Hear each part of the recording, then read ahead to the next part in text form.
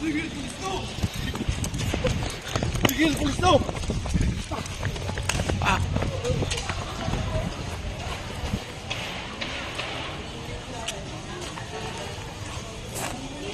Dandan! Diba? Bagang nakas! Bukaan pa!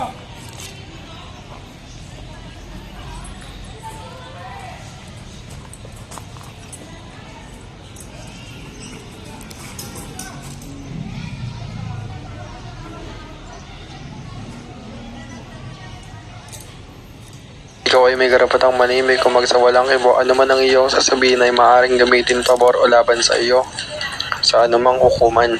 Ikaw ay mayroon ding karapatang kumuha ng tagapagtanggol ng iyong pinili.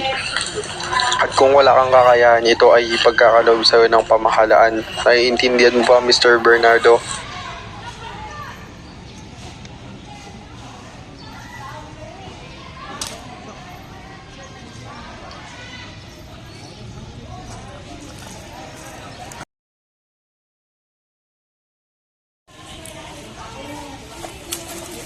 Tigil! Tigil! Tigil! Tigil! Pulis to! Huwag ka mga oy. Ilan ng dahan makalawa. Diba? Ikuha ang dalawang pa. Good! Ipatong ang kalawang pa sa kanan pa.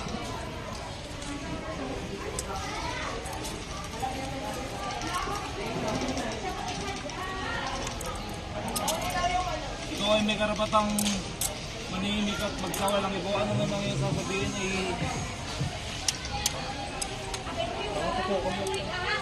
binilaban mo pabor sa iyo sa kanang hukuman. Ikaw din ay may karapatang kumuha ng tagapagtanggol na iyong pinili at kung wala naman ay pagkakalob ito ng pamahalaan. Naintindihan mo ba yan, Mr. Umali?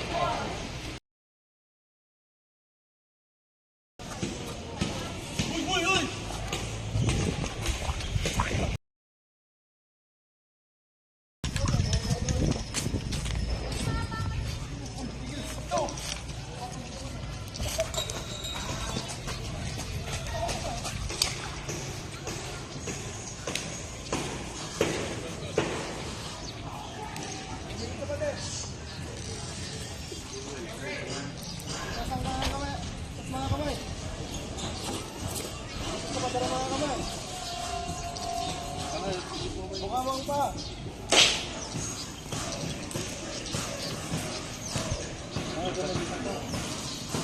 Ikaw ay may karapatang manahimik at magsawalang kilos.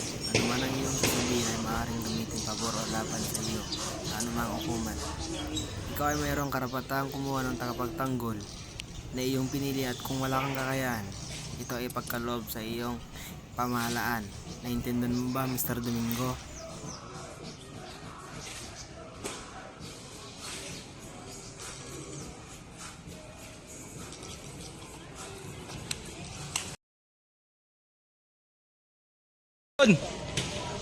Tigil! Pulis to!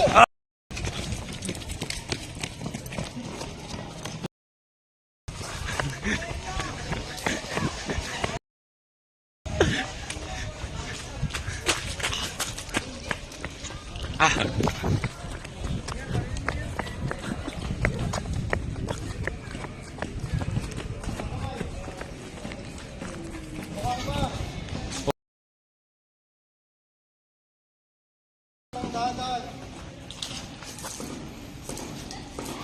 Good! Dapa!